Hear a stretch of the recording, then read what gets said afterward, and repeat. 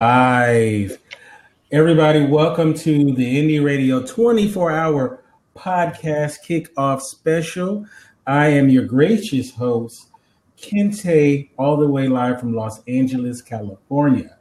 And if you might notice, to my, my right, right there, you see we have Olaf and we have Jen.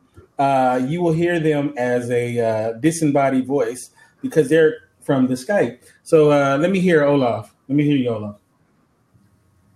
They just wouldn't let us come on the real show. We have to stay out here in the wings. Oh, right. Yeah, it's me from the great state of Indiana. Looking forward to getting this thing going tonight. Also, we have Jen all the way from Hawaii. How you say it? Hawaii. No, they always say it like this, Hawaii or something like that. It's never just Hawaii. Technically, it's Hawaii. Hawaii? Okay. I say Hawaii. Don't try to say that, though. We all sound super howly. Yeah, it sounds kind of crazy, yeah. So, so what is it like? It's 7 there, right? It is 7 o'clock here, yep. All right. Now, let's talk about the people that are here, and we can see their smiling faces. That woman over there who's being so unprofessional and drinking on air. It's not unprofessional when I do it, but when you do it, it's unprofessional. We have this woman. She is a poet. She is an author. She is a shitster. I mean, she's a wonderful person. The one and only Shannon. How you doing, Shannon? Hi. Hello. Welcome to the show, Shannon. I'm so glad that you were here.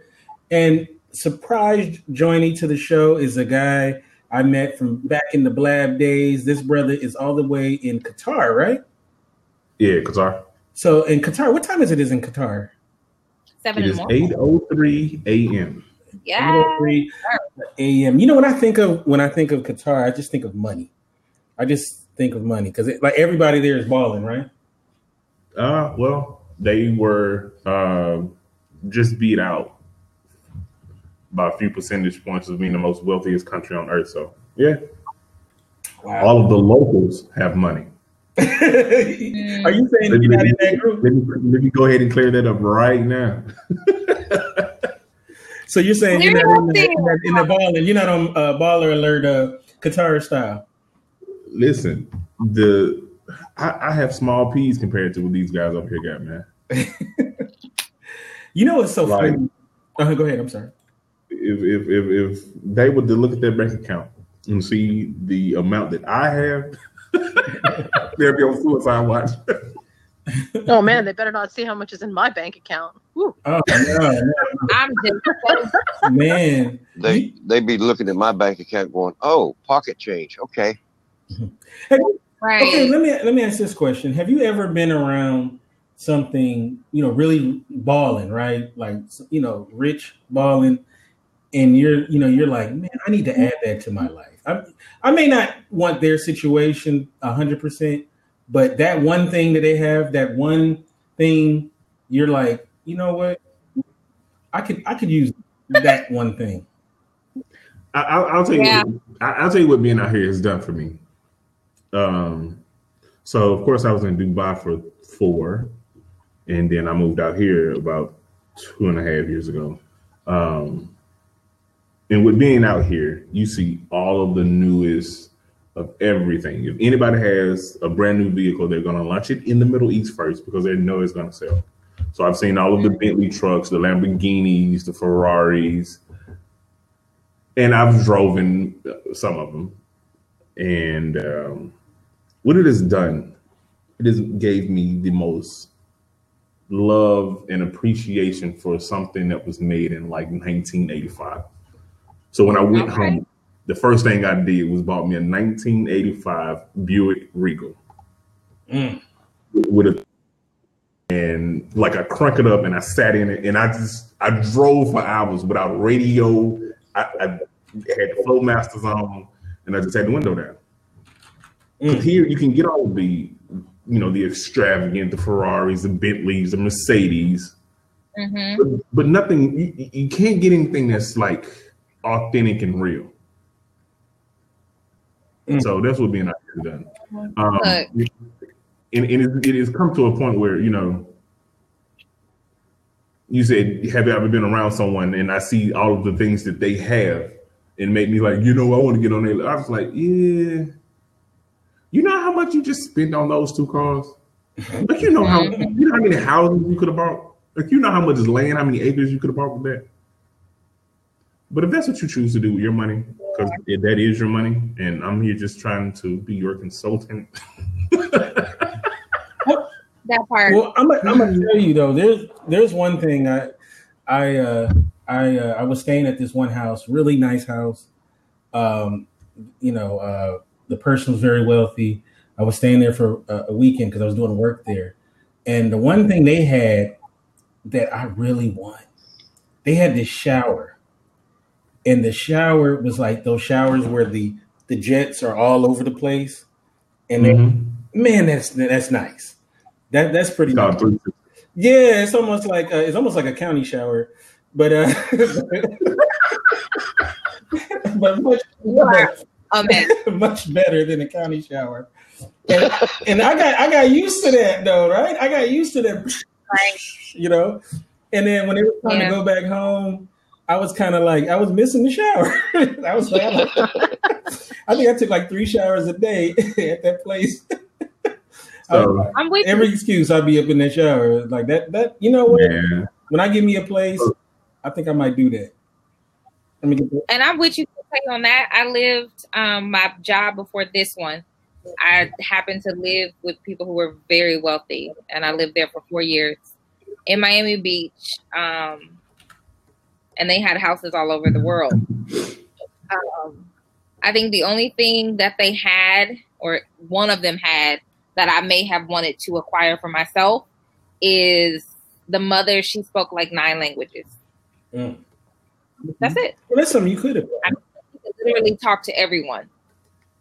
And so every time we went somewhere, it was a conversation to be had. And I just enjoyed watching her engage people. Okay. Well, what about you, Jen? You've been around a lot of opulence in your life. You've been around the rich and famous. Was there anything that you saw that somebody that you just wanted for yourself?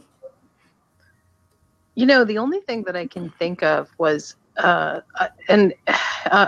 think I was just sort of starstruck, but I saw someone that had this, I wouldn't call it opulent. It was just amazing looking. They had one of those Rolexes that was like, I'm trying to think of there's a specific style to it, but it's got these really gorgeous patterns on the outside and it catches the light just right. And it's stupid because I don't even wear a watch, but I remember just drooling over that thinking, wow, you know what? If I had that is such a power statement. I would totally have made it. I will say, however, that in like when I go to sleep and dream at night, the way that I think, oh, you know what? You know how I know I'm going to actually have made it is when you walk into my house and there is a really gorgeous, like, you know what a foyer is? Mm-hmm. You know? That's how I know that. Just don't ask me to spell it. That's how I know I'll have made it.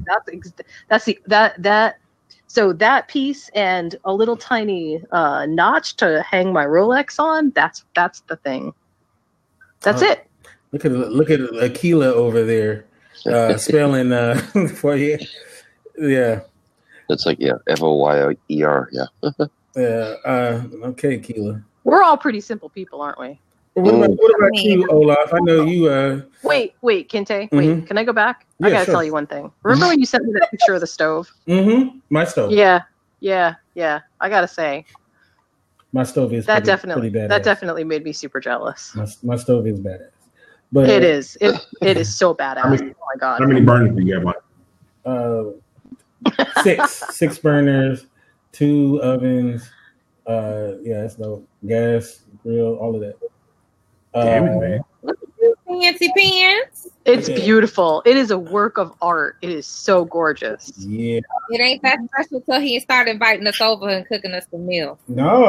Agreed. Let's do it. Hold on, can you cook? Oh yeah. In LA, if you are a man and you don't know how to cook, you will die of starvation because these women out here don't cook. So you got all facts. That's why we're important from the South. We're reaching. Hey, hold on. That doesn't necessarily mean anything. My wife is from Alabama and can only cook boiled corn. Oh wow!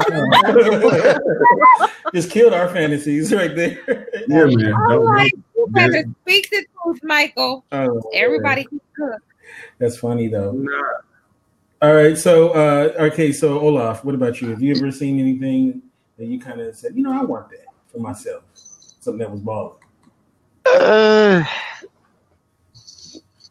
There's been different things, but it's just kind of like, oh, that'd be cool to have, but is it practical? No. Would it be something I used a lot? No.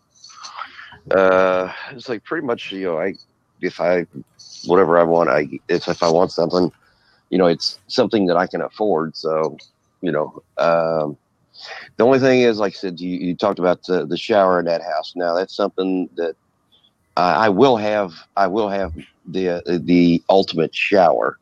Is Kinte, it's like I'm redoing a house right now, or my childhood home.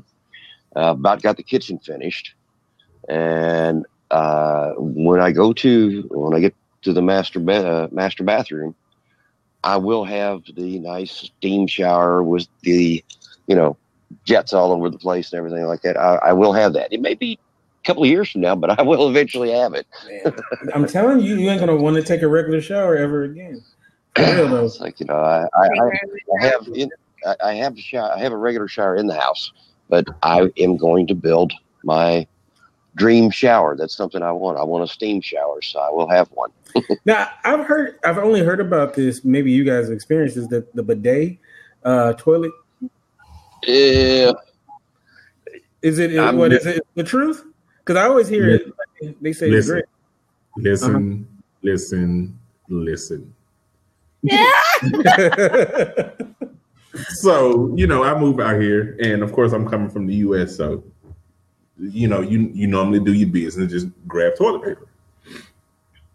So I hear my friends who have been here for like a year before us, he was like, dude, you need to use it. And I was like, I'm not really into a conversation of what I do when I use the bathroom, so I'm really not gonna have this discussion with you.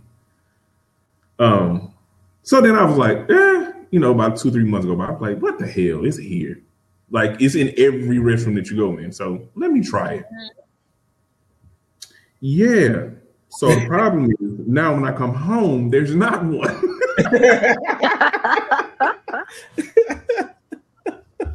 So any house that I build when I get home, you best believe there's going to be one. So just come to my spot. I'll have the picture manual on how to do it. Just have at it, man. I've never heard someone who said they used it and they were like, "No, I didn't like." I mean, it's always that response. Yep. Listen, it's like giving your. I'm just gonna have to say it. It's like giving your ass a shower. Hey, man, that's real, man. Hey, it's an experience, bro. Oh, that's dope. A couple times a day. It's like you and you taking a shower at the people's place. Yeah.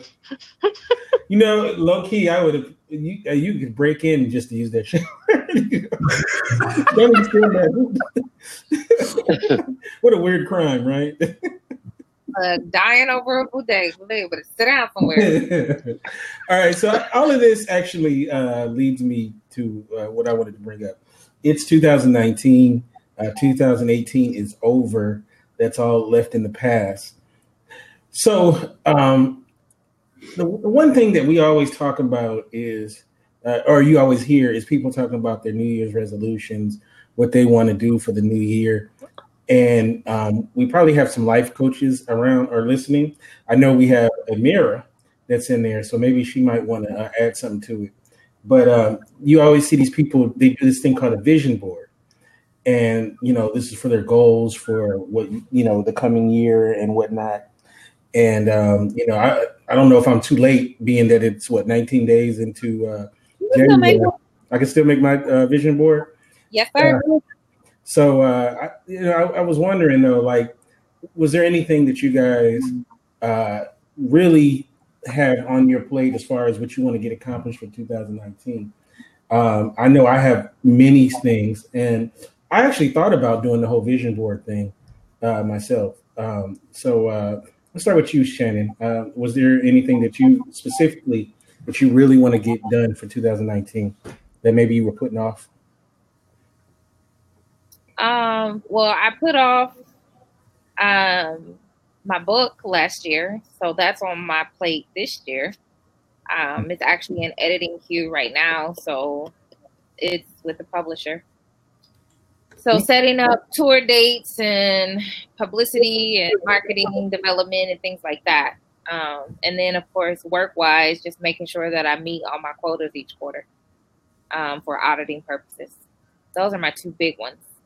So, okay. So basically your book, anything with yourself personally, like, do you have, a lot of us, we want to lose some of those holiday pounds we packed on, possibly? I didn't gain no weight for the holiday. I was at work disgruntled and stuff. So, yeah, I was in Chicago. I know I must have added some. I mean, I was fluffy in 2018 and I'm fluffy in 2019. And if you don't like it, then that's just doggone bad. Okay, Fluffy. That's your. Oh wait, you can't even use that because that comedian got Fluffy. So, yeah. But Fluffy all right. So, what about you, Jen? What do you got planned for 2019? So, personally, or both? Like both? Mm-hmm. Well, I guess the first thing for 2019 is to somehow finish the screenplays that I have in various states of completion. That's one big one. Mm-hmm. Personal, though, that's a tough one. I mean, yeah, there's always the, hey, I'd really like to lose another couple pounds. But I don't know. I it's so hard for me to come up with these things because you're talking about having a vision board. It is so difficult for me as I get older to envision one full year of stuff to do. It's like, and maybe that's what the vision board process is all about. But I have such a hard time parsecting time that way. It just doesn't work for me. If I put it into maybe, what do I want to accomplish this month? I could do it, but for a whole year, I don't know. It's really weird. It feels like only as I've gotten older that's happened. Could you just keep adding stuff to your vision board though over the course of the year? I mean, because sometimes things change. Yeah, right? That's the way that I see it. Like, I mean, I have for myself, I have sort of like running tasks, and those running tasks stay running until I complete them. But I tend not to look at like the year 2019 as this is what I want to accomplish in 2019, because it doesn't feel real to me. That I know that sounds kind of strange, but that unit of time for me is so disembodied from anything that it doesn't make sense to set that kind of goal. I'd rather set 3-month goals or 6-week goals or something like that, because they're much more attainable, and I find myself able to compete on my own level on that without sort of looking, because you know what it is? I just realized what it is. I am such an awesome procrastinator that if I say something in 2019, December will come around and I'll go, oh my God, I've got 30 days to finish what I need to get done. That's what it is. Look. Me too, Jen. Me too. No, I'm good for that too. It's funny though. I've seen it where couples, where the wife will have goals for their husband in the next coming year or something like that. And I'm like, isn't that's supposed to be a personal thing? How are you gonna put goals on your mate or something like that? I don't think it would go well if it was the other way around, right? You know what that's called, don't you? That's called training. That's what it is. Training. That's what it is. Oh, I like your style, sir. This has been put on my vision board. My wife needs to lose 10 pounds this year. I would deck him. That would be the end of that. Okay, how would you feel if your husband did it this way? That he maybe gave you some Jim Craig gym membership that you didn't ask for. If he did it like that. If my husband said, you know, we have such a great time together when we go to the gym, let's do this together, then I'd be like, oh, yeah, that's awesome. So it's all in the psychology. Okay, what if under you had this big box for Christmas and you open it up and it was like a Jenny Craig kit? A Jenny Craig you would ask for it. I can answer that one. That would be, say, if you did that, gave her a box of Jenny Craig, that would be the same thing as her asking, does this make my butt look big? You ain't going to win that one. Also, I find that having a couch in the garage is really awesome for those occasions. Right. So, you know, there's that. Like he gets caught. Or what if he does this? What if he gave you a he goes, surprise, I ordered a boob job for you. Would that fly? Dude, first, hold on. First, no man in his right mind would do any of the things that you're suggesting. You know, like, not at all. I know guys who've done that. He would get cussed I know out. guys I who've would be done like, it successfully. That's the crazy part. It's not getting bigger, buddy. Sorry. I know guys who've done that successfully. That's the craziest thing. I wouldn't do that shit. But I can think of a single thing like that wouldn't point to a kind of shallow ew. Just ew. That's just I at that point I would be reevaluating my vision board for who do I actually want to get married to this year, because yeah. Okay, so how do you do this? How do you nudge your partner to greatness? How do you do it? How do you do it? The best weapon is prayer. Prayer. That's not the best weapon. You know, there's a fine line, right, between being bluntly honest and having open lines of communication. So if you tell somebody, hey, look, I noticed that you're struggling a little bit with, you know, no, I shouldn't even say it that way.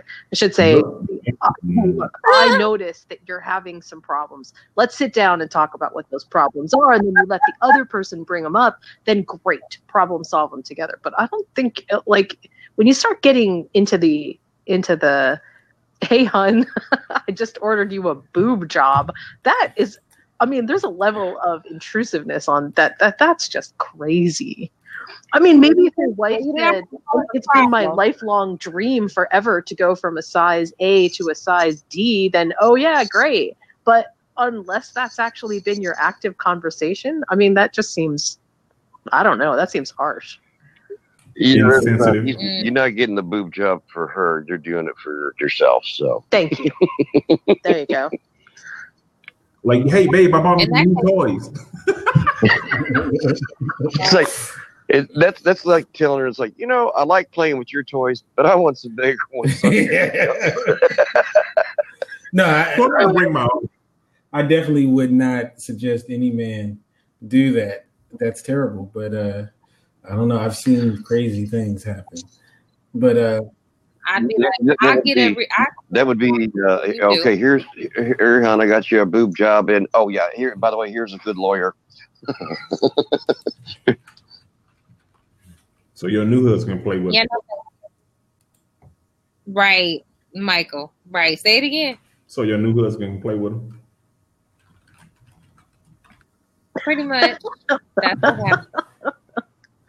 I mean, not to be too hard on people, because, you know, hey, maybe this really is life goals for people. Maybe people really do feel like, hey, this is all tied into my self-esteem, and I feel like this is really important, and I am totally not knocking that. But to just show up. That'd be like giving your husband a bottle of Viagra for Christmas and saying, "Well, better luck next time."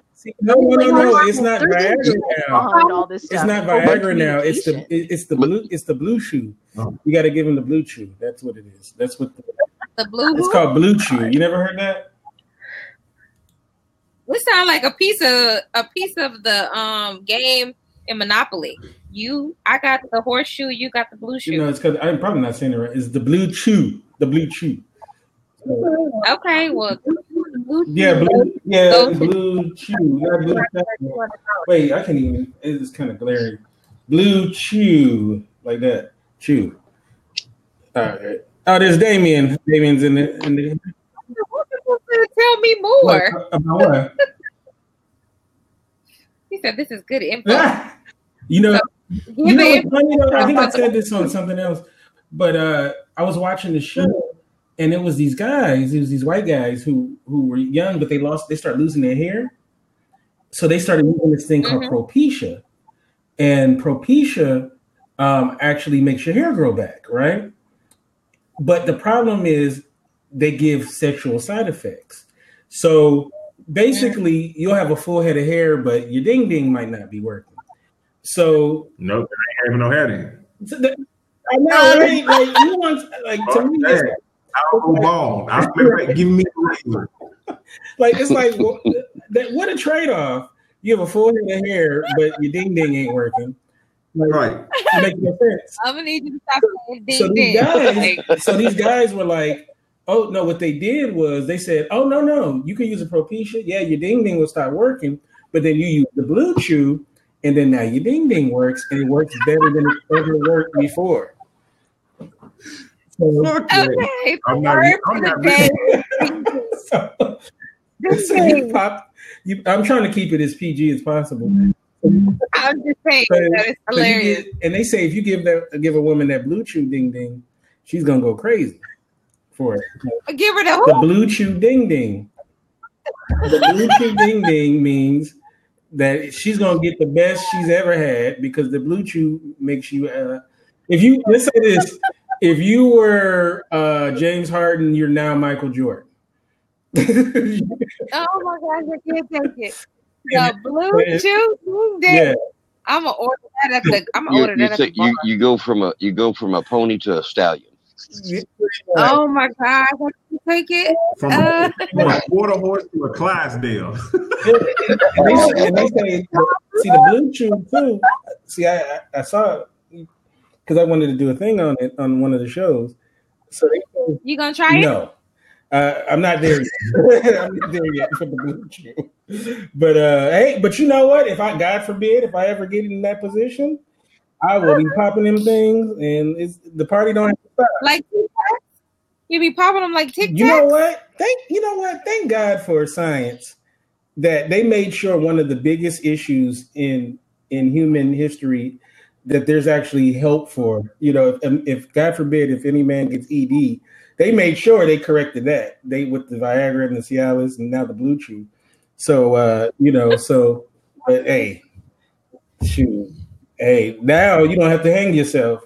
You can just knock a couple of back. But yeah, so they say that that's what it does, and they said that you don't have to have a doctor's permission, that you can actually just get it from BlueChew.com. I guess I don't know. You can. I'm looking at it right now. I promise. Tonight's show is brought to you by Blue Chew. I know they should give me. You know what? They owe me. I'm like really bigging them up tonight. Oh, with your first purchase, we will double your order. Yeah, you know. And it's like Blue Chew. Are you feeling down? We'll help you get back up again. And let me ask the ladies question: like, would you take offense, or not take offense? Does a man lose points if the reason why he rocked your world was he was on that blue chew, ding ding, or does it matter? I mean, is this a true? No, it's a true question. Does he lose points? Do you kind of like? Do you grade him with a curve because you didn't do it naturally?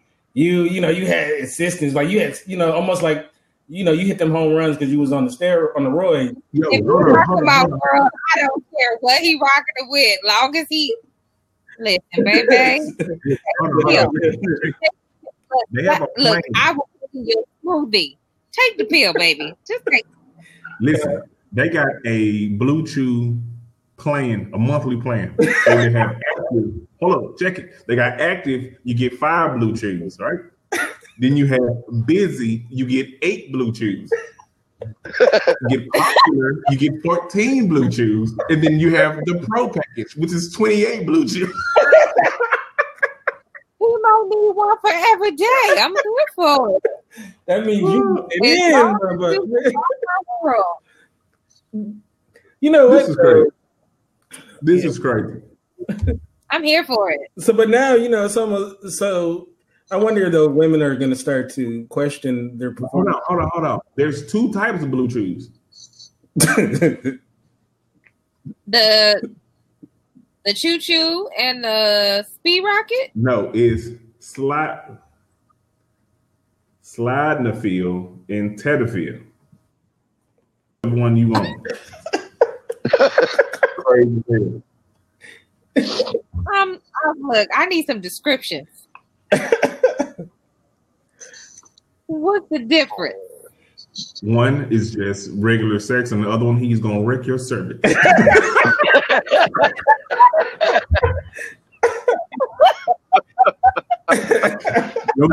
your choice. So, ladies, which one do you want? Do you want the regular, or do you want the your insides are just gone? You're gonna have to regular or the oh my god.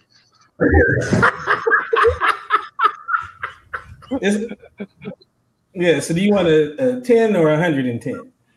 Basically, Steph says my friend smuggled some Viagra under her wig from Mexico. Hilarious. Oh man.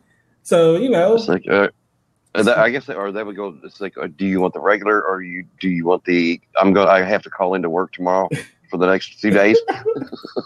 Okay, coming in. So, but I wonder though, like, what if you think it's going down, and then for whatever reason it doesn't go down? So, are you just like, you don't get a refund? No. You've never heard that? No, I'm saying you've never heard that. If an erection lasts for more than 8 hours, you should seek medical help. You know what they do to get you not. You know how they do that, right? They actually drain it. They drain all the blood out. So they actually do it like medieval style. They drain it out. Man, fuck that. It'll just be hard. I'm like, girl, just come sit on it until it go down. Shit. Wait. Yeah, it's like those commercials. It's like after if it's up more than so many hours, tell your doctor. It's like hell if it's up more than that. If it's up for that many hours, I'm telling everybody, not just the doctor. I'm telling the nurse. I'm telling everybody. Like, come on, let's go.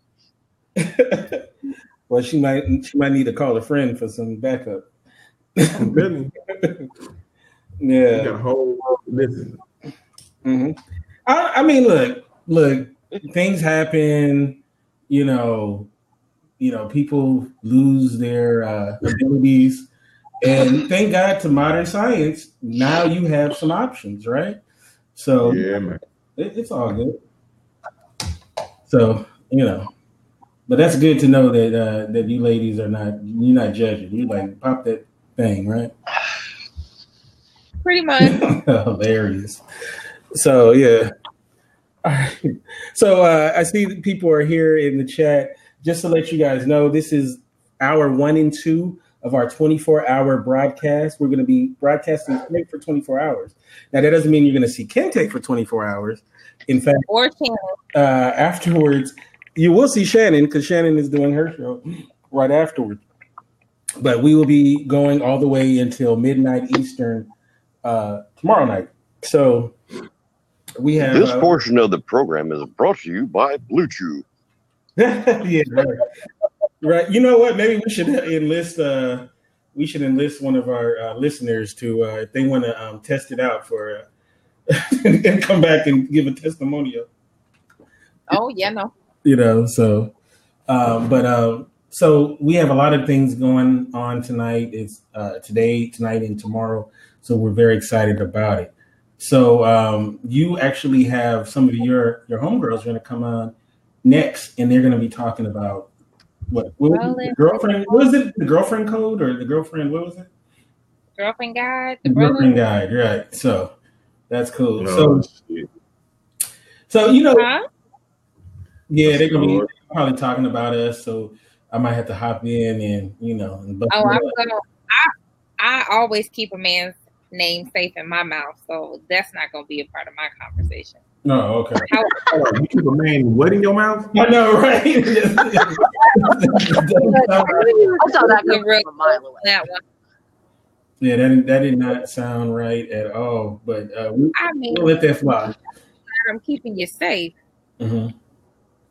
We will let that fly. So so in this show, we want to talk. We want to keep the flow free flowing. We do have an open feed, so if somebody feels like they can add to what we're talking about, just let me know, and I will open the seat up for it. So we were talking about the fact that it's 2019. We're going into 2019, and that a lot of things are evolving for some of us. Some of us are trying to get to different places. Some of us, it seems like most of us were more or less talking about career-wise where we wanted to go, which is interesting. Now, we do the show Mars Venus, where we talk a lot about relationships and whatnot, and what we, and me and Shannon, we fight every week on Mondays at 6 p.m. Pacific, 9 Eastern. And we will be back. What was that about? What was that? So we will be back. Let me make sure I get this date right. We'll be back on the 4th of February, and that'll be a very good show. So I promise you that. All right. So one thing I wanted to talk about is we just had the holiday season go by, and I was fortunate to be in Chicago, chilling with the family and stuff. And some of you guys I haven't talked to about what you guys do during the break. So I want to start off with I was in Chi-Town kicking it. So what was it like in Qatar as far as the holidays? Well, I wouldn't know. We never stayed here. This Christmas we actually went to Nairobi and Mombasa and a few other places in Kenya. And we were able to, we always, our number one goal in life is to always acquire more. Rarely do we ever sit and look at the things that we already have and say, you know what, I think I'm kind of good for now. I don't need anything else. And for me, being able to take my children to see children who may not have ever had a pair of shoes, yet in your closet you have 10, 15 pair. And for my 8-year-old to look at me and be like, something's not right about this. Like something's not right about this. And you clearly see in her eyes that she wants to cry, and she's starting to cry because she feels bad. And, it wasn't a trip to make her feel bad. I've always wanted to go to Kenya, and so that's what we chose to do. But you get there and my daughter's walking around with a phone that most of them won't even be able to make enough in a year to buy. Yet it's just an iPhone X for her. It's not a big deal. Like, it's just something daddy bought for her. And to see that, and to see that what you have right now is way more than enough. Way more than enough. I can't even count how many pair of shoes I have in there, or that I've had. I can't count how many pair. I met a guy whose daughter needed surgery.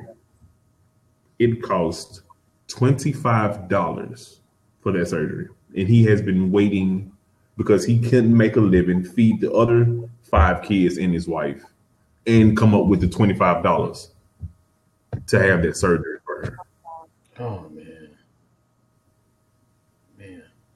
And I was like, okay, we're gonna do the surgery. She's gonna get her own room, and I'm still gonna give you enough to survive. So what's $525 for me? I just paid less. I just paid what, $2,000 for an iPhone. And so this dude was like crying, and of course, because I just did something, that would significantly change his life, and that can significantly change his daughter's life. Yeah. But it was just, it was different.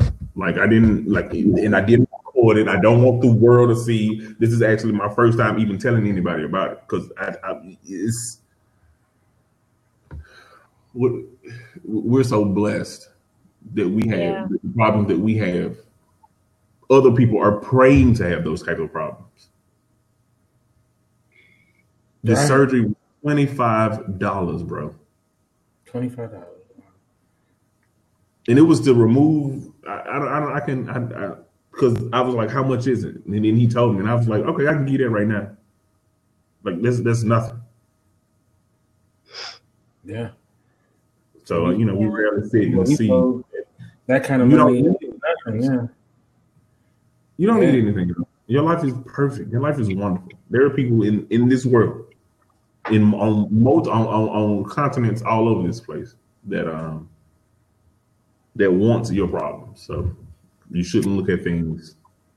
We often feel like, we live in this society where we often feel like, if we don't have this and that or whatever, that we're lacking and stuff. But then, like you said, you talk about that guy and his situation, and you realize that, what I mean. We throw food away, we throw clothes away, and these are things. What I try to do is I lost a bunch of weight, so I.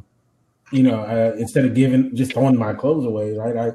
I went and gave it to the church that I grew up at, and they have a program for that. So, but a lot of times, people just toss things away and all that. And there's always somebody that can use what you feel like you don't need. So, I don't know if you guys remember. This was like I think this is more like early December, about the North Sentinel Island. In the Indian Ocean. It's that island where the African tribe lives in. Sentinels. Yeah, and so that guy went there to try to bring civilization to the natives, and then they shot him with the arrow. Do you guys remember that story? Yeah, sure do. Yeah, and the conversation was, well, we could bring the internet to these people and bring, all these things. And it's like, you sometimes you're like, does that make us better because we have access to this bullshit? Like, they look pretty happy on that island. If you've seen the video of them, they look happy. They singing and dancing, and they're well fed, and we're the ones that complain about the crazy stuff that, we complain about. So the question is, are we more happier with all this civilization that we have? No, not at all. So it's a very interesting story. Go ahead. It's subjective, though. I mean, I think what we lose is we're not losing stuff to stuff. We're losing the ability to, exactly what was just said before about this idea of gratitude. We've lost the understanding of what gratitude is. And I don't mean everybody. I mean, I'm not, saying that humanity is terrible or anything like that. I mean, just on a day-to-day basis, one of the things that I see the most is that people have stopped thinking about their lives in terms of what to be grateful for. And instead you look ahead to, what am I thirsty for? What else can I get? How can I, just without sort of stopping and thinking about the things that are the most important to you today. In 2018, this is something my mom asked me to do, and I thought it was a stupid idea to start, but I decided to do it, and I was really pretty happy with it. I began something called a gratitude journal. And so every single day I wrote down something that I was thankful for, that I noticed, that I appreciated, just something small. And my mom and I compared them for a long time, and it's beautiful. It is so amazing how much you miss out on when you don't stop to think about it. And what you were saying, Kinte, about the holidays, it's so crazy because this was the year that we decided to sort of do stuff for other people, not because we didn't want stuff for ourselves, but because we don't need more stuff. What we need is to not just do things for other people, but feel good about it, because that's what makes everybody feel good. And when you do things like that, the feelings that you get from it, you can't put monetary value on that. You can't manufacture that in any way. It's just something that comes from within, and it does feel good. It feels great, actually. Yeah, I know that was one thing that my folks made me do was, I had to donate my time to the less fortunate, giving out turkeys at Thanksgiving, toys at Christmas, that kind of thing. And it kind of gives you some perspective at a young age, that to really appreciate what you do have. So I think that's something that's very important for us all to do. But we live in this world where there's a lot of technology. I know earlier I kind of left and came back, and everybody was talking about technology and using it with their children and all that kind of stuff. And like now every kid has a cell phone. I remember when I was in high school, I had it was called what did we call those cell phones? I forgot. What was the name of those cell phones? Basically, it was a cell phone that it was a broken cell phone, a jailbroken cell phone. Burners. Something like that. Yeah, it was like basically you knew somebody who could get you a phone where you pay like a flat price. Yeah. So like that's what I came up with. I didn't have no service. I had a pager. It shows you how old I am. I had a pager for one day and it was stolen. I was cool for like 1 day. Oh yeah, that's how I come out. Like I don't even know some of these. I guess everybody in this room, we're probably around the same age. So y'all remember the pager, and the pager was like the business back in the day. To have Did you try paging yourself to see if they would call you?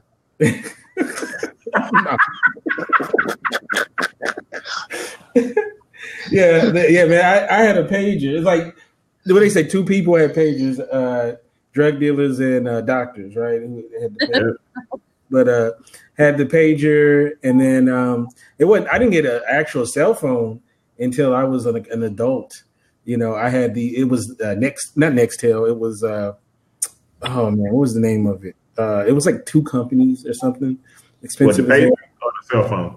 The cell phone when it was like LA. Was it some cellular? I can't remember what it was. MC. Wait, what was it? MCI. Yeah. I had that. And then I had the Nextel.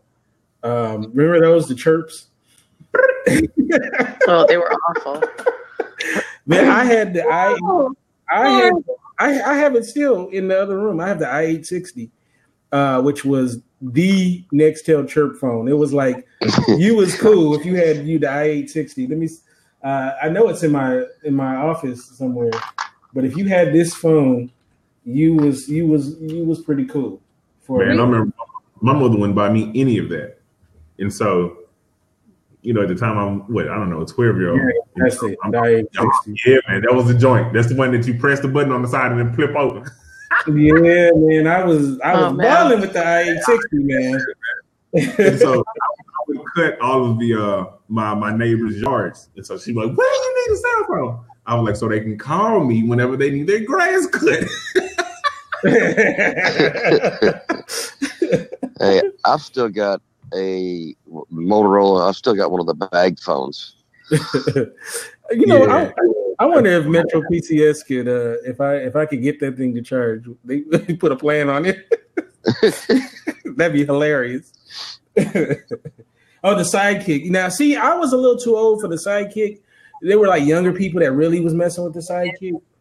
So like, at the time the Sidekick came out, I was working for T-Mobile, right? Oh, okay. And everybody came, I want the Sidekick. So then that was like when the second generation of the Blackberry, the blue one with the big wheel on the side. So I was like, yeah, I had one of those. For the kids, the Blackberry for businessmen. So I'll get the Blackberry because I have a lawn service, I have a moving service, and I'm a businessman. So man, those were the times, man.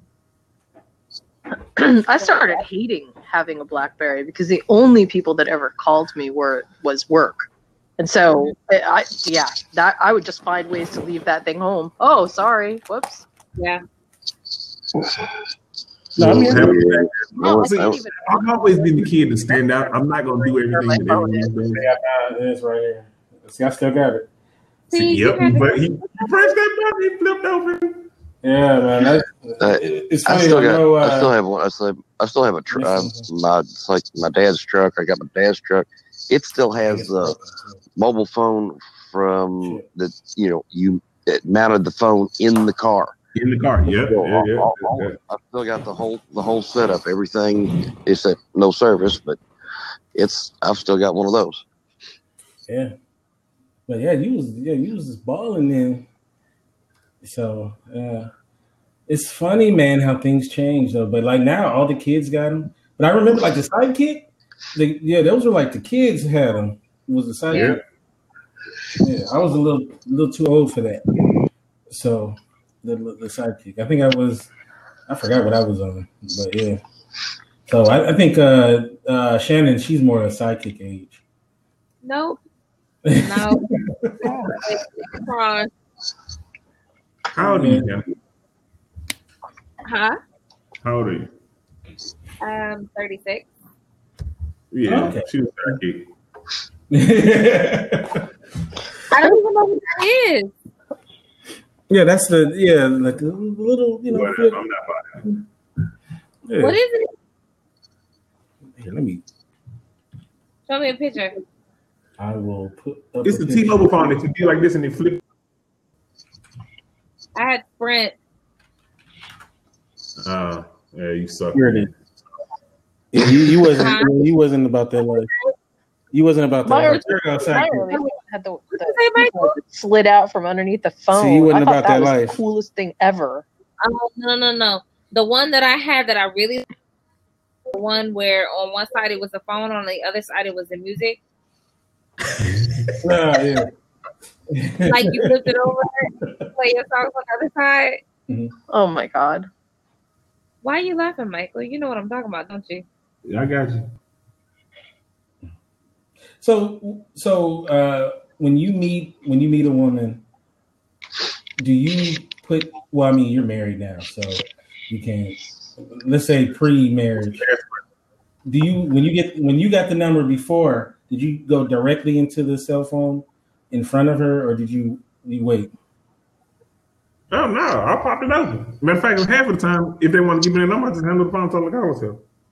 Don't give him slap. That's hilarious. We're talking pre-marriage. Oh, you talking free minute? Yeah, I used to pop it up like I give her a missed call. Like, all right, that's me. Lock me in. Lock you in. Yeah. Chris says call standing right there. Test the number. Test that number. But, are you okay with that, Shannon? If he puts your number right in and calls you right away?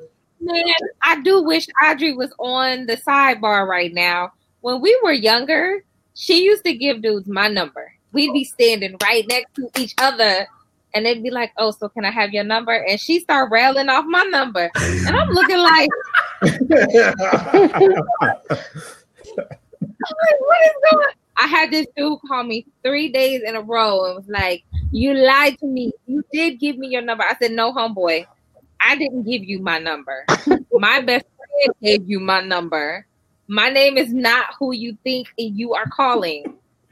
Steph said, "You tell the ugly ones that I'm a lesbian." Oh, that's cold. I mean, if I don't want you to have my number, I don't give you my number. But I mean, you can put it in right when I give it to you. But you better use it if I give it to you. Mm-hmm. No, I have some way. You guy kept calling you, and I have a way that you can get him to stop calling you. Is when you see the number, it's like when he calls, just when you answer the phone, you whisper, "It's done," but there's blood everywhere. Because he might like it. I know, he might like, we could kill together. He be like, "Oh, I do that too." You the girl I've been waiting for. I'm like Dexter. He was waiting for somebody. No, you guys are too kind. I used to give people the wrong number all the time. Dang, that's cold. That's cold. Well, I mean, it was better than arguing about why you couldn't have my phone number. I'll just give you the wrong number. I mean, guys would argue with you. They'd be like, "No, I deserve your number." Yeah, so don't argue. I never argued about that stuff. If I didn't like them, I just gave them somebody else's number. I remember I was in college with the a lot of times I give somebody the wrong number, but that's because I can't remember what the hell it is. Yeah, that's different. You know what? There was a long stretch where I didn't know my number. I never knew my number, so I would just say it looked like it was bullshit too. Number. Yeah, it would look like it was bullshit too, but I really didn't know the number. So I just said, I'm seeing somebody. I'm sorry. No, thank you. That's cool. So she would give your number. So every time. Did you do the reverse? Huh? Did you do the reverse? No, I would never do that to nobody. That's not right. See, and we still talk about it to this day. She was like, "You can give out my number." I was like, "I'm not doing that." No, that's crazy. That's not right. So they blowing up your phone. Pretty much. That's Look, you gave me your number. No, I didn't. That's great. So what do you? Okay, Shannon, have you ever had a guy that you used to talk to in the past try to hit you up like years later? Hey, big head. Yep. Oh, hey, big head. Look, mind your manners. Mind your manners. Yes, I've had a guy hit me up after we hadn't talked in a while. Wait, they all hit me up because I got that fire. Hilarious. Yeah, you'd be reminiscing on coochie from the past, basically. Right? There's various reasons why people hit you up. So it's funny though, the excuses though. What kind of excuses you hear while they're hitting you up? Do they come right out and say? The most comical one. You had crossed my mind. That part, like, yeah, you crossed my mind. Somebody said they couldn't shake me from their spirit. And I was like, what kind of voodoo witchcraft is this? He said he could what? It's like on you crossed my mind and I got the Bluetooth now. Look, I get the Bluetooth now. Oh God. I got the Bluetooth now. Usually they just broke up with somebody and they're looking for an ego boost. Real talk. That's true. Yeah. It is. Well, I don't know. I mean, do you? I'm gonna ask the ladies this. Have you ever called some guy from the past and tried to rekindle something? Yeah. Yeah, I can say I've had it happen. Hey, what are you doing? Nothing. You hit him with that. Who is this? Oh, you don't remember my voice? We can do this. I can say, who is this? Clearly, I don't. Right. I'm gonna do it again. Just wait for it. Drunk texting is definitely a thing. Oh my God! Oh my God! Hey, listen. If you ever take advantage of the drunk texting, they won't remember it, so it'll be fun. Unless they wake up in the morning.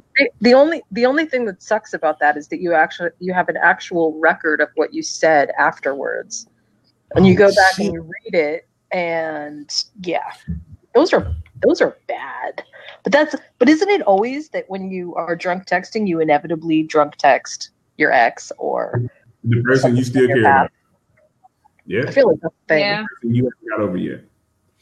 I never drunk text my mom or, drunk text somebody that's like my aunt or something.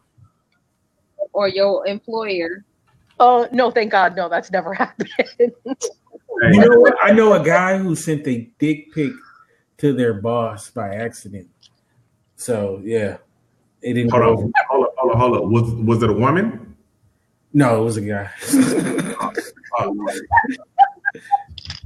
It was a guy. Yeah, he was trying to send it to obviously a chick, and I think their names were similar or something like that, or they began the same, and yeah, it didn't go well for him. So. Did he get fired? Oh yeah, he got fired. Yeah, they had that long talk. So how long was it? My man had. That was good. That was a good one. Good. It's like, how long was it? Was it on the Blue Chew?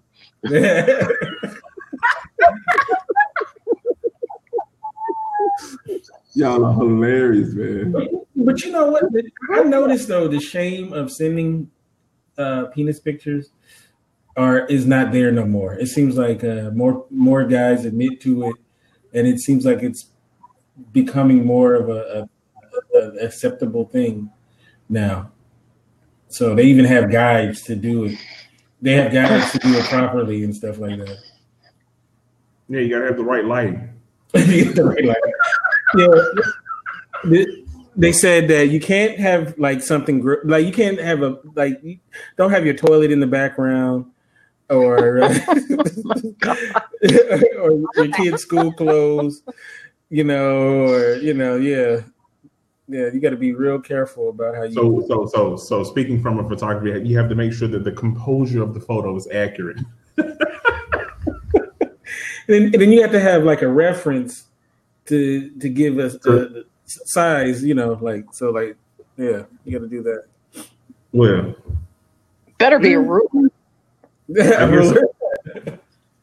And it's bigger. Oh yeah, I remember when I met Steph on Blab. She was talking about the toilet roll paper. I mean the toilet paper roll test.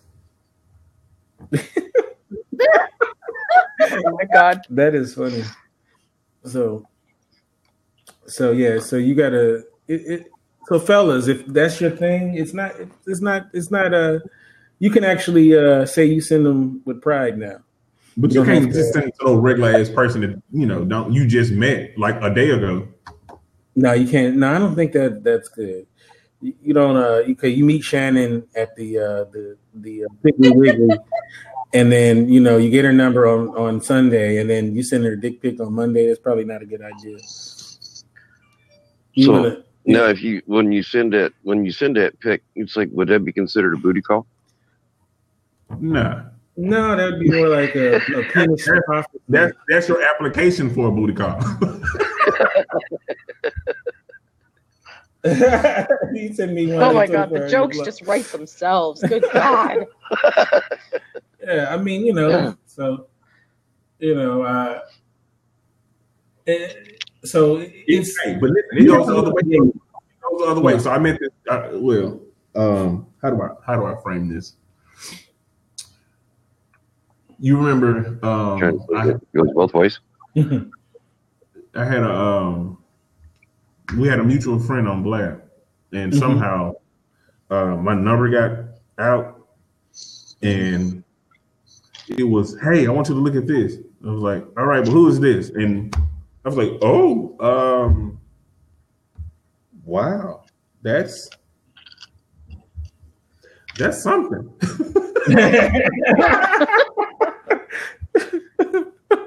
What do you think? Well, I'm still my number? That's the question. I know, right? No. How did you get my number? Because you're in New York.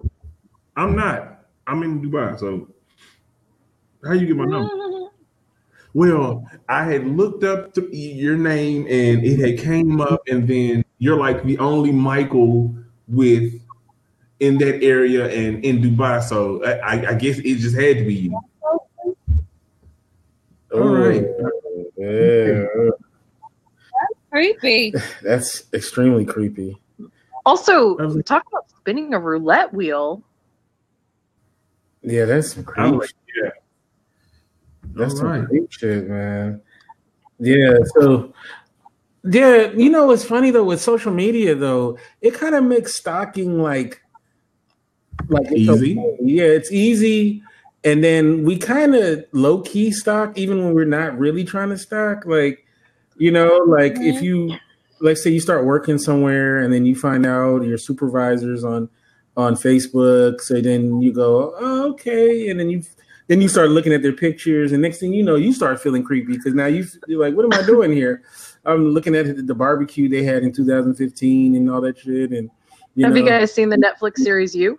No, I haven't seen it. Yeah, that is it. Yes. That is it. That is so creepy. Yeah, man, that's crazy though. But you know what though? Most people put their whole lives on social media. So most people you know, like, oh, okay, you were dating John in 2017 and you was with Greg in 2014 and it's like, so you know everything about them. So I don't know. I mean, how can you really complain when you're basically stalking you putting the information out there yourself? Basically. This is why I only post recipes and monster movies on social media. There you go. That's exactly why. Yeah, well, that's probably smart. My thing is, like, of course, like we live in the international, setting. So all of our friends, I mean, flying is really not a big deal anymore. Oh, we're at the airport. We're flying from here to here. Like, dude, you don't have to check in every time you go to the airport, right? Well, I just want people to know. Okay, so you know how your house got broke into last time? Right. Oh shit! I didn't even think of that. Okay. Yeah. Yeah, people, they'll be putting in everything, whatever they up to or whatever they doing. So social media has caused a symptom. Is, hey, look at what I'm doing right now. Mm-hmm. And Right, but I don't think you should. What y'all doing? It's not like, I mean, I don't know. I have such mixed feelings about this because we're so separated sometimes. Like, I mean, we just don't do the same kinds of things that we used to do socially. And so people need to be connected, and this is how they do it. And people are working longer hours or commuting longer hours and things like that. And it's like, I get the need to want to stay in touch. I think the problem is, like with everything, like with drinking, like with eating, like with drugs, like with whatever, it's all about moderation. And I don't know, human beings just don't seem to be super great at that. But everything in it's, I mean, I don't think there's anything wrong with telling people, hey, I just came back from a trip to Bermuda or whatever. I mean, like, that stuff's all cool. But yeah, you're right. When you start checking in at every single airport, then that sort of is a problem. It's just the whole moderation thing is tough. Say, Steph says, a guy I know personally asked another guy I know why I post so many selfies on my IG. Why are you so concerned? That is true. Steph, you got them stalking. Mm-hmm. Tell them to ask you. To some degree, you got to let people be people. I mean, so what if you post 18,000 selfies? Who cares? It's your Instagram. It's your whatever your account is. This is your stuff, right? So if you want to post 1 billion pictures of your pet rabbit, then do it. If you want to post 1 billion pictures of you in a swimsuit on the beach, then fine, go do it. I mean, I feel like part of our problem is that we really love to sort of shame people into stuff, and I don't know.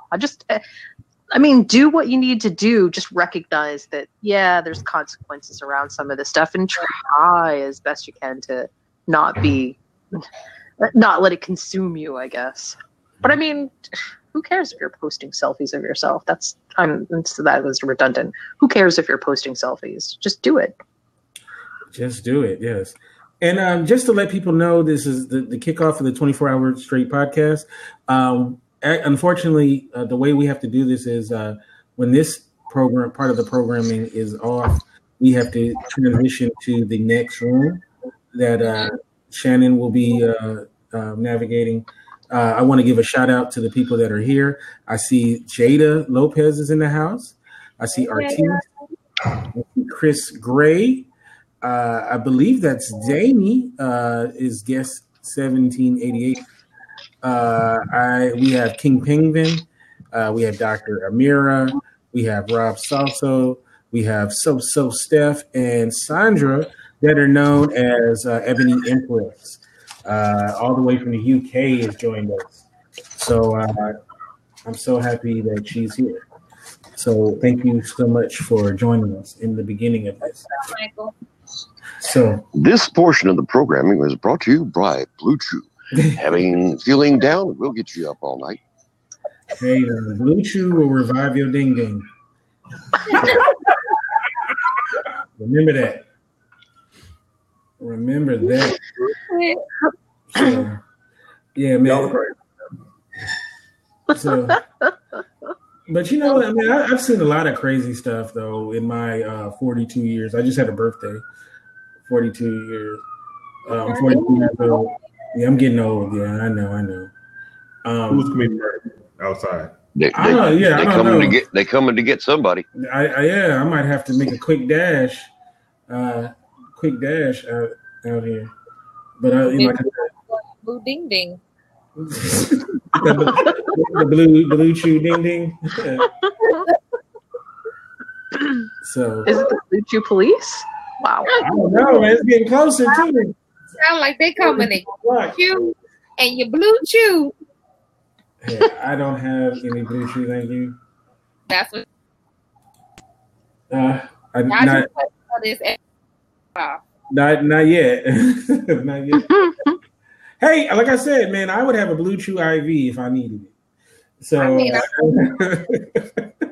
I'd be like, oh, the party ain't stopping. Let me put this in my veins. So shoot. You eat the eclair over there, Michael? It's a milk? What you eating, the eclair? Some kind of look, he like. No, I posted something on my Facebook, and a lot of people checked it out. Like, there's some new technology that's coming out. They just had the CES recently, and you're a married man, Michael. So maybe, I don't know if your wife might appreciate this. Jen, you have kids. They may appreciate this. But there's the. Have you seen this? What is this? This is. Is this your computer? I can't see it on Skype. Oh yeah, you got to be in the room, huh?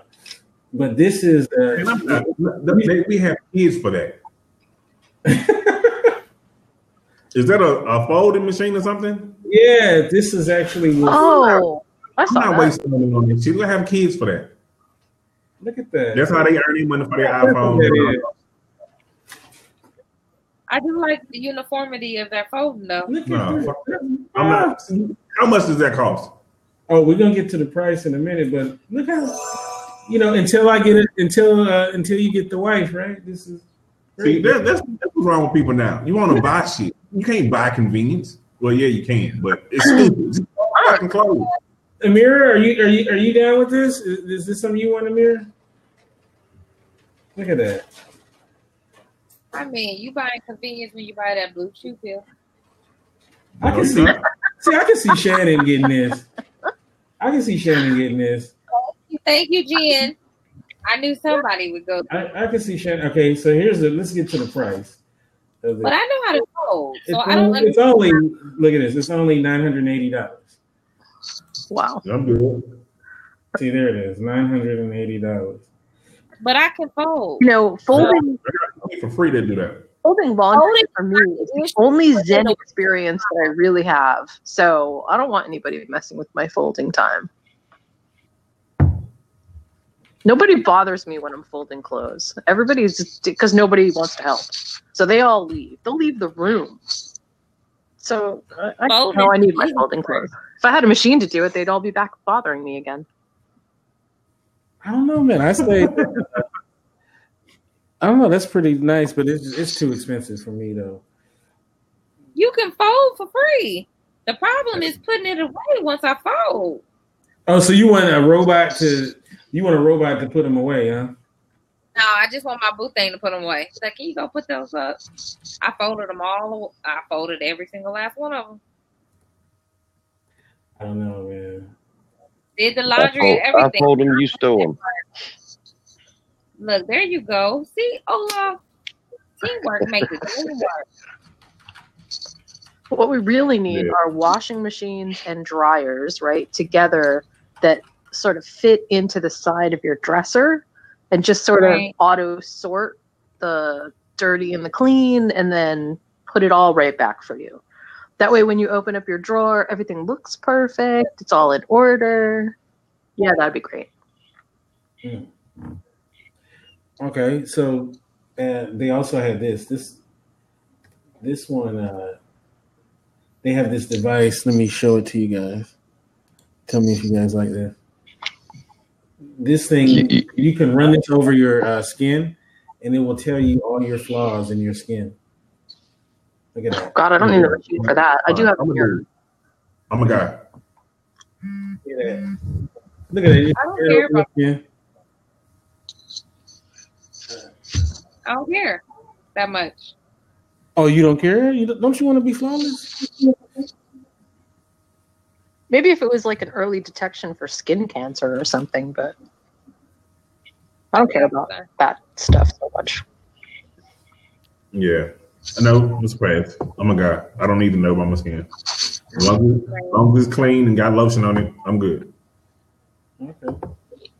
Amen, brother. Some type of hydration for the melanin. And maybe some Bond number 9 or whatever fragrance I choose to wear that. Okay. See? I don't know. I would. She says, so you like that Bond number 9? Okay. Yes, that okay. I do. Chinatown and West Side. You what? Favorites. I said yes, Steph. I do Chinatown and West Side. Those are my 2 favorites. Mm-hmm.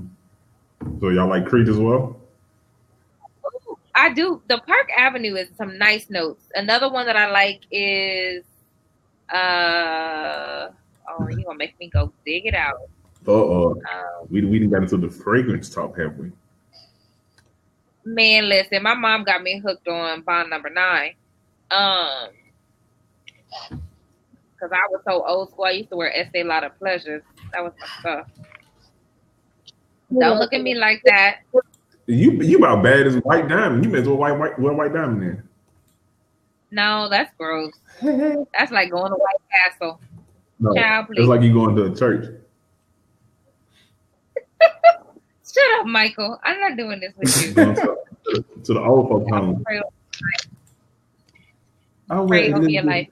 I don't think I've heard of that stuff. No? Man, I just bought stuff. I forgot what it was called. It was called the Blue Show. No, Have y'all ever smelled before? Smelled what? Oud. Gypsy water? Okay. Send me a sample, because I'd have to go all the way to Miami. Gypsy water. No, I never heard of that. Gypsy water.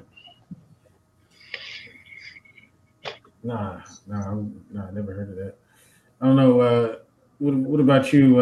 Y'all know, like my staple. Like I just love the shit out of it. Blue Day Chanel. Nope. Hell no, that's old fuck shit. What cologne are you using? Gunpowder. Gunpowder number 9. Gunpowder. Okay, I wear like polo black, and then I forget what is it called. It's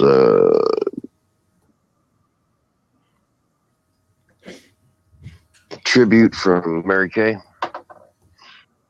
Okay, Mary Kay. Yep. About my go-to is the tribute. So I know that's right. You better support Mary Kay Ash Foundation. Okay, so I don't know. I just seem like you would just have. What's your go-to, Kinte? Basic. I use African spring water with a little lemon juice and just like dab it right here. About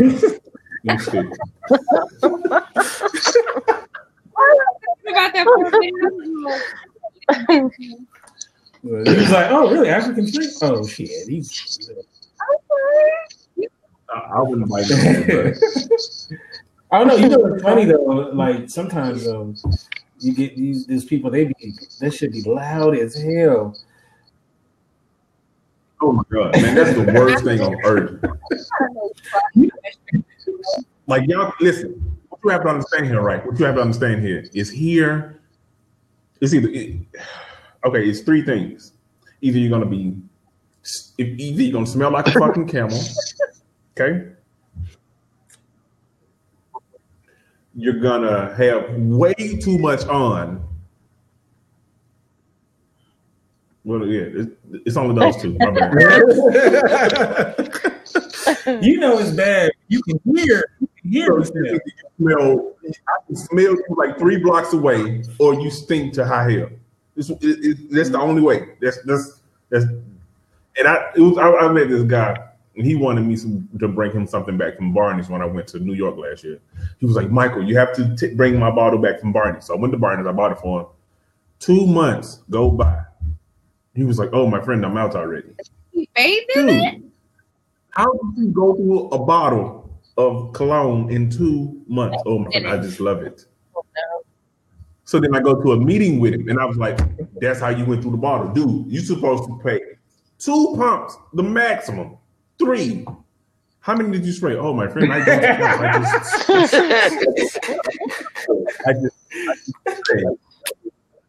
I spray until I feel content. I said, man, get your ass away. Because I'm not going to do that. Yeah, man. Some people. You know, it's funny. I notice a lot of Uber drivers. They be overly cologned out. Nah, bro. Appreciate them. Like, appreciate the fact that they are even trying. You get in the taxi here, and you're like, that's Have you must? Like, let the windows down. And so, I was complaining about it one day until, this guy told me, he was like, where we live, we don't have water, right? They you take shower once a week. Right. And I was like, oh, okay. Now that makes sense. But you living in a different country now, so you take a shower every day. Back in the day, here in the United States, we're talking like the 1800s. And probably there's some places still like that. Late 1800s, you used to shower like you would bathe once a week, right? So, and it would be like on a Sunday. And the way it would work is the husband would go first, and then they wouldn't change the water. So then the wife would get in after using the same water. And then check this out. The kids would go via age. So let's say they had, because they always had a lot of kids back in the day. So say like they had like 5 children. So that means the dog would go in that dirty water. So the baby, the baby would be the last one to bathe in the water. That's why they said the whole term, don't kill the baby. And she was probably cleaner and not taking a bath. So that old phrase, don't throw the baby out with the bathwater, came from that thing. So yeah. Oh, yeah. So by the time that last kid got in that dirty ass water, oh man. you know. That is gross. Me being man, I would not. There's no way I'm getting into and then I saw this thing about ancient Rome, and they were saying how they would have these public bathrooms, and the way that it would work is like they had like this little, the public bathroom would have like this little creek of water, and the way you would, you know, wipe yourself, they didn't have toilet paper. They had this sponge that would be on the end of a stick, and they would wipe up with it, and then they would run it into the little creek of water, and then they would put it up, and the next person would use the same one. So they said, but if you were a knight, or if you were like or if you were like rich, you had your own stick that you carried with you all the time to do it. So if you was balling, you had your own shit stick, basically. But otherwise, you would have used the public shit stick that everybody used, and that's how they lived back then. What a time to be alive. So I'm noticing a theme with our conversations. They seem to revolve around the bathroom. Right? Different, dick pics, blue chews. I'm starting to think that we're actually all in middle school, and this is actually kind of fun. Okay, first of all, Jen, when you get your next Mr. Jen, your man, and if he's having those issues, I best believe you're gonna refer back to this episode. You're gonna be like, "Hey, honey, it's okay. I have something for you." Blue Chew. So come on now, you know you're gonna do it, and it's okay. I'm totally good with that. You're gonna get it out like it's candy.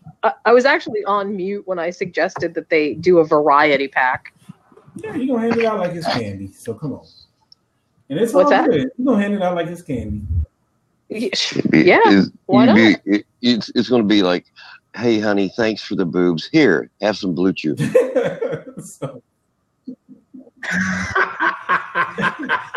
And that could work. For those who are just now getting here, Blue Chew, go ahead and Google that and have fun with that. Listen, I was actually quite astounded that they even offered less than 14 pills a month. Like, why? I'm sorry. Maybe that's but man, that means you're partying. You getting it in, man. I don't know if you're gonna do it. Why do what? Yeah, halfway is not an option. Well, I think that should have been called the married pack. The married. I remember this girl told me this story about there was this older guy she was messing with, and he couldn't, the first time he couldn't do anything. So, she was like, understanding and everything. She said in the middle of the night, he gets up and goes to the bathroom, and then 20 minutes later, he's ready to rock. So, she said for 4 hours, they did their thing, right?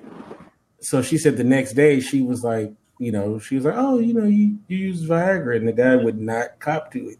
He swore up and down that he just said that he got settled into his surroundings, and that's why things changed. It wasn't that he popped the pill. So, I don't even know why the guy was, I don't even know why the guy didn't just admit to what he did. But I don't know if your surroundings would matter that much. Yeah, pride is a thing. I think. Just pride is a thing. That's all. Yeah, I guess so. The pride, my thing is, it is what it is, right? So, but anyway, back to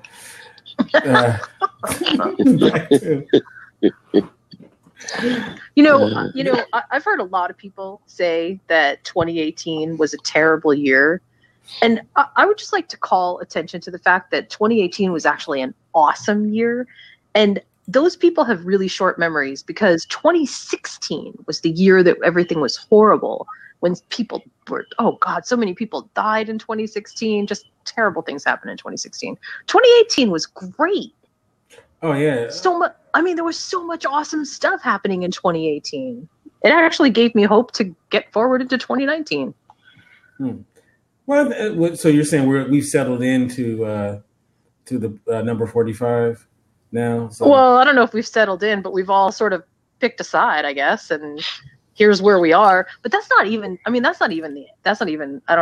don't even know if that's actually the biggest thing. The biggest thing is like it was a huge year in science and technology. We had some awesome movies, amazing TV shows, really good books that came out. I mean, like things happened in 2018. And then you found out that all your favorite people were sexual assault people, basically in 2018, right? Well, I mean, yeah, that's sort of even Neil deGrasse Tyson they went after. Disillusionment is also a big word in 2018, that's for sure. Even Neil deGrasse Tyson, they threw him under that bus too. Yeah. So bad. But okay, it's pause, right? It's a pause in cultural history. Here it is. This is it. Still moving forward. 2018 was a really good pivot year. It was a really good cathartic. Let's get stuff done. There were just good things that happened in 2018. There were so many good things in art that happened in 2018. What? Like I said, there were tons of good movies. There were so many good books that came out in 2018. Well, I don't know. Oh, yeah, the Bird Box, right? The Bird Box. Yeah, Bird Box came out in 2018.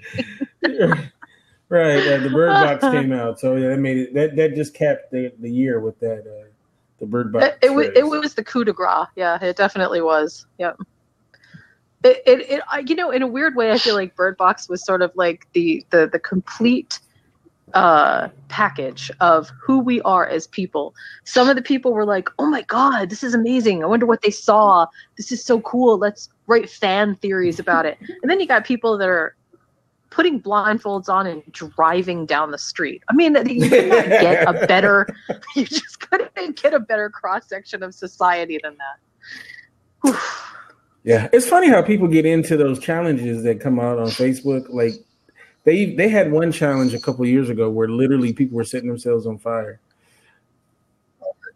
Yeah, they pour alcohol on themselves and then light it on fire. And then look surprised when they're burning up. Right. When it burns. Was that the Salem witch trial? No, it was dumbass. No. I know. It's like I seen a guy literally pour kerosene on himself and light himself on fire, and then I'm like, how the fuck do you be that stupid? Like, because it's hard to find words.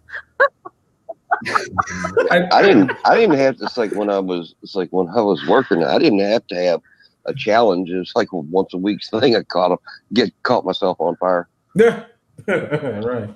Well, when you're welding and grinding and welding and using cutting torches and stuff like that, it's not uncommon. You're standing there like going, how come my legs getting warm? You look down, oh shit, I'm on fire again.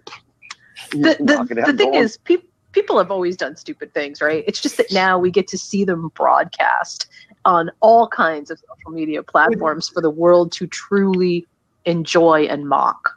That's definitely something that's a bit new. But I mean, people have been doing dumb stuff forever, so. This generation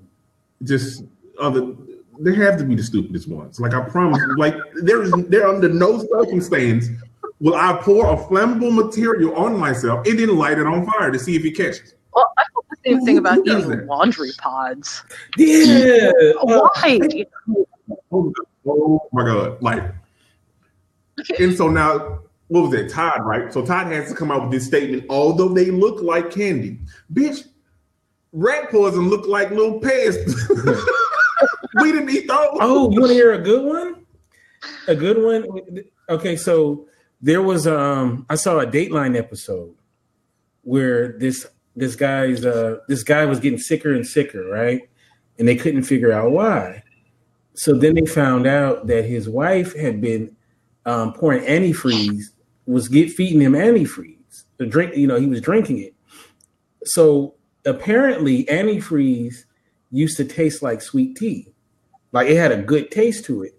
So the antifreeze, they had to change the composition because it tastes too good.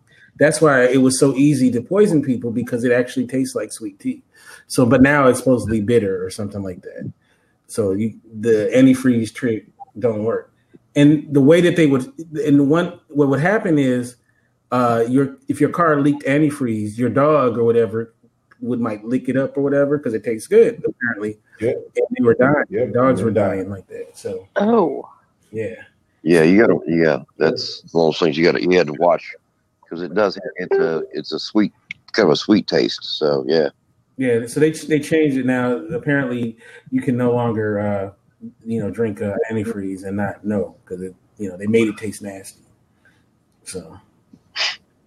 They got the Bird Box lace front wheel. I saw that. Oh my God. What the hell? Let me see this one. Oh, people. This is like you literally cannot. I just gotta say it. Why would they have nice things?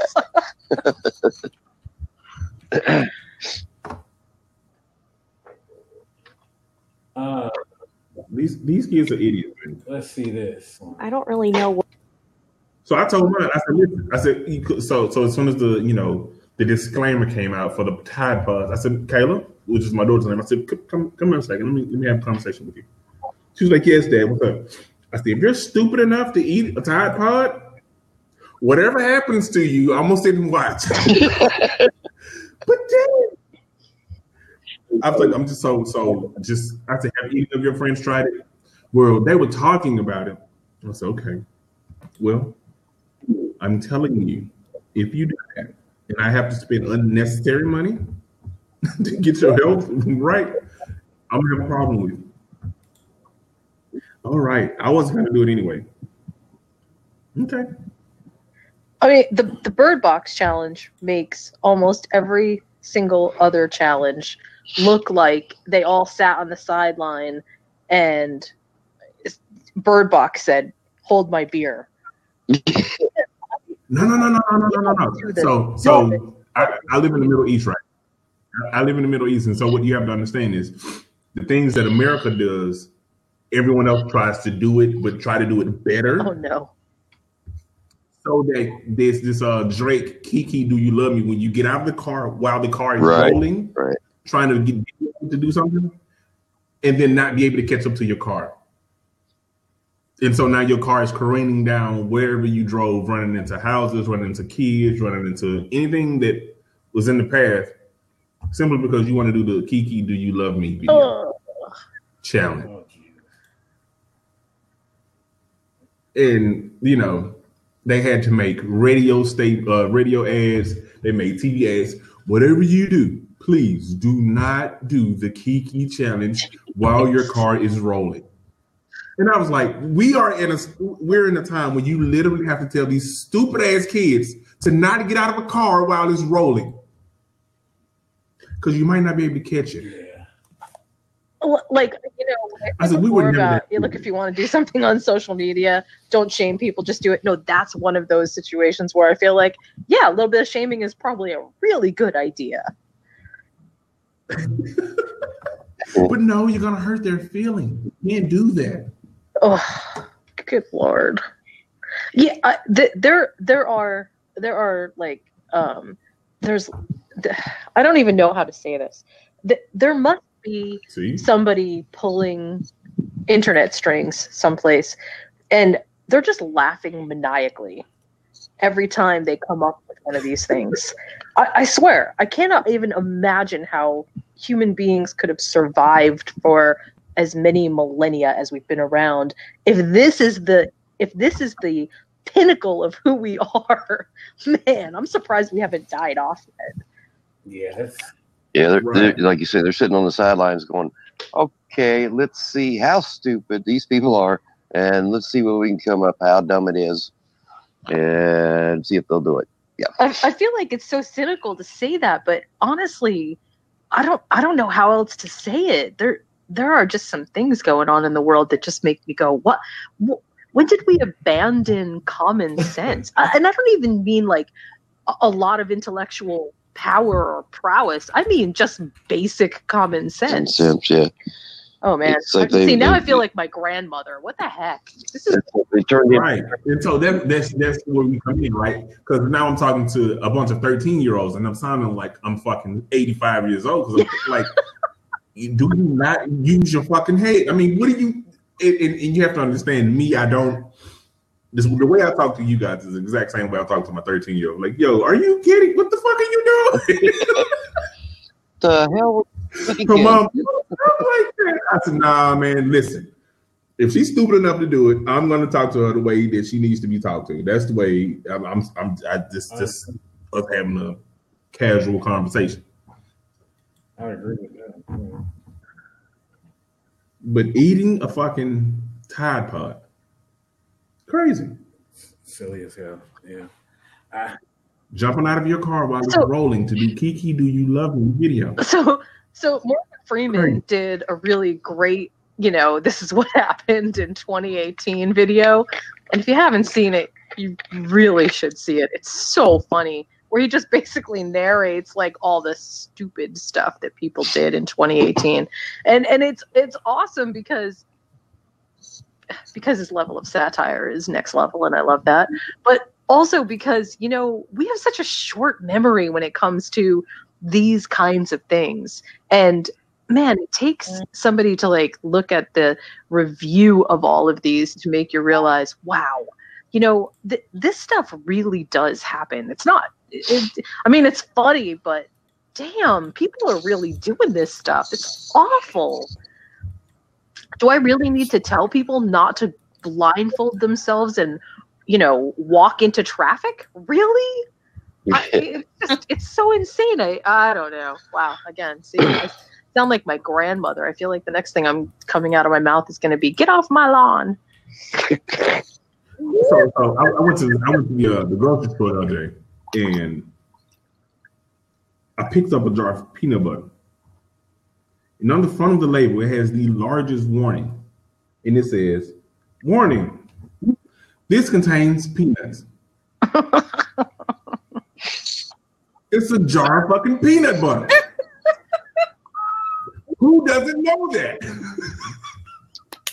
Well, I don't know. I mean, if you have a long night and you've had a couple of Blue Chews and I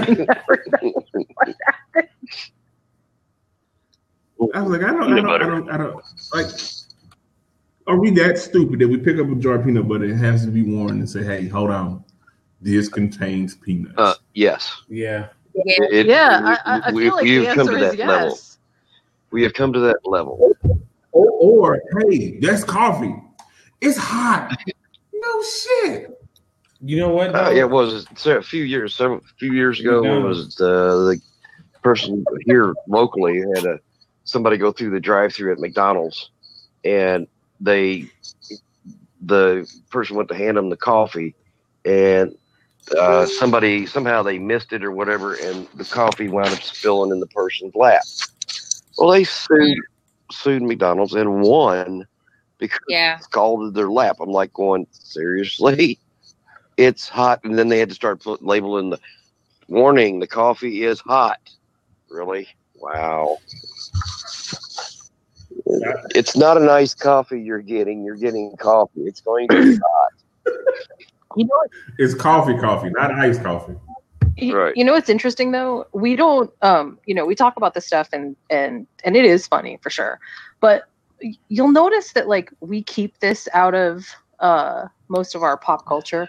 I mean, like we don't get references to a lot of this stuff unless it's pretty satirical, in like movies and TV shows and stuff like that. Again, unless it's satirical. And what strikes me as odd about that is we're clearly not celebrating this, right? I mean, we clearly have stupidity. And so it's not, again, I go back to this idea that it's not lost on me that what we're really seeing is what's probably been around for a really long time. It's just that we're seeing it. We're just seeing.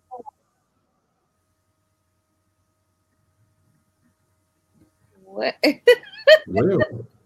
well, we're seeing that Kinte just.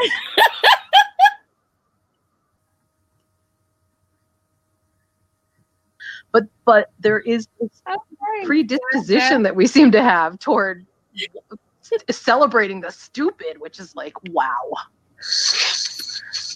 Where'd you go? You went to go order your Blue Chew pill? Yeah, I went to pick that up. I want to give a got the pro pack. He got the 28 pack. He said it was a monthly subscription of his 28 pack. Sorry about that. They didn't know this, but I dropped out for a minute.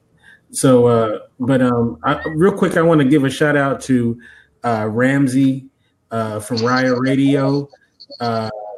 Ramsey the third. Ramsey the third. That's good. Ramsey Hill.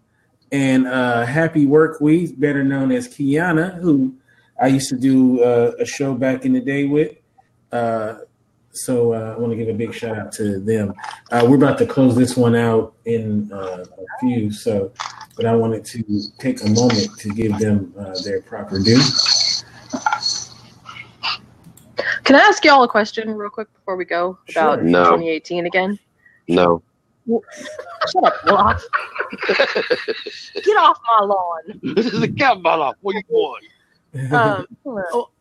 In terms of 2018, what was your favorite moment? Favorite moment of 2018? Oh, favorite? Mm-hmm.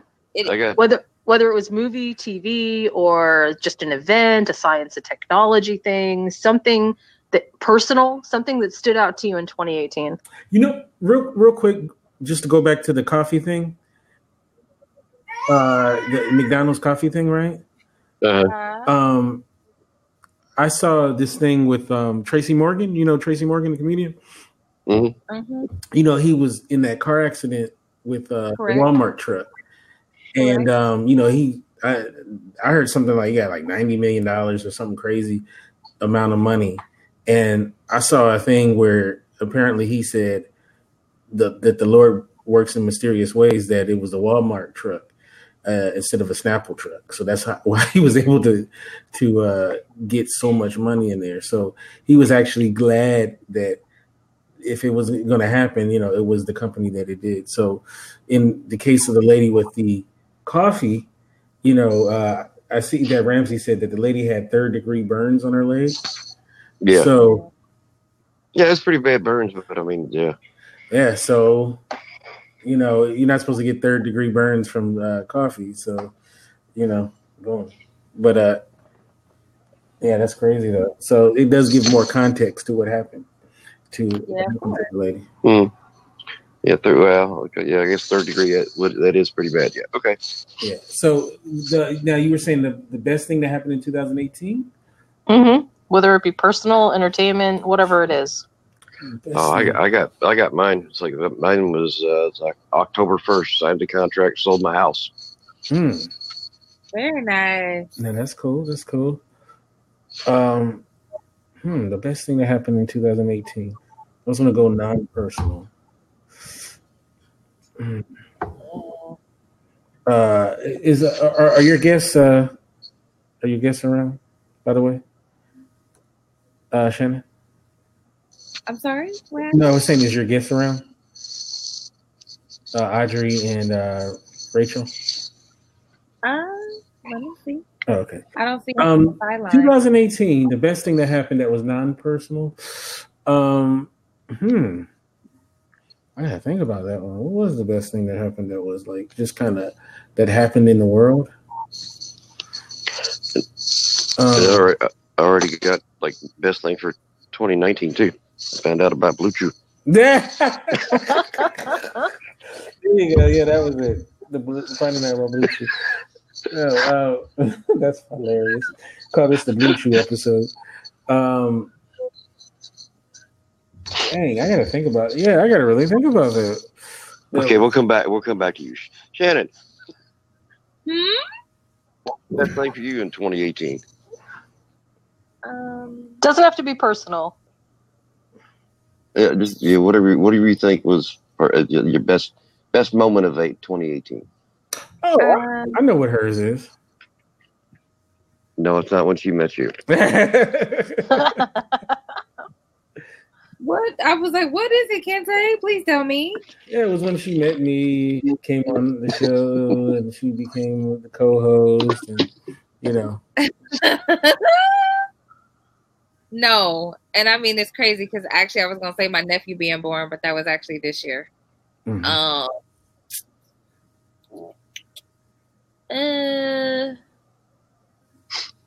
I don't know. I would say all the travel I did last year, maybe.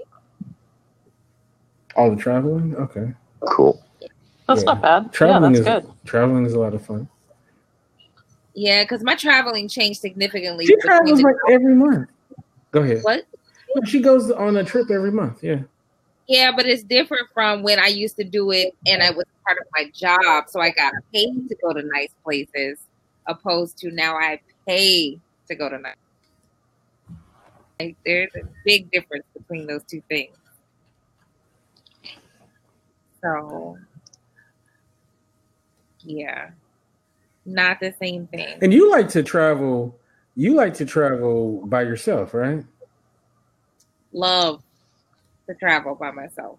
Okay. Not even like love. Let me ask the guys a question.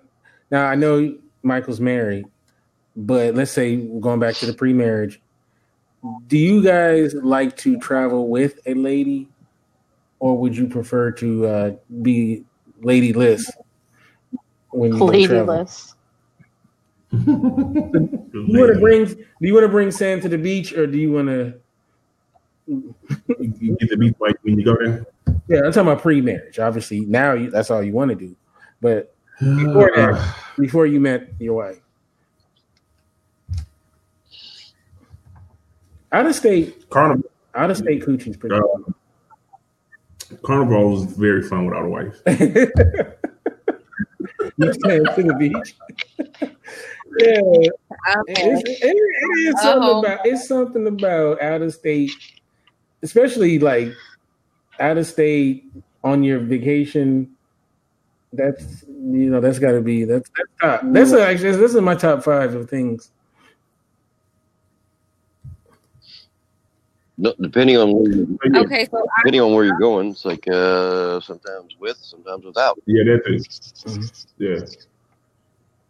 You going to Alaska, you want to bring Sam to the beach. There you go.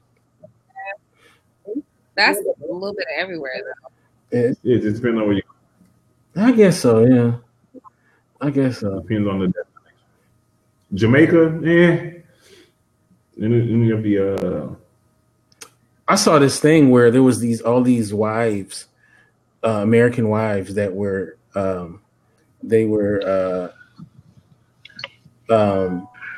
like these Jamaican men were coming down from the mountains, the Rastas, and they were taking dudes' wives.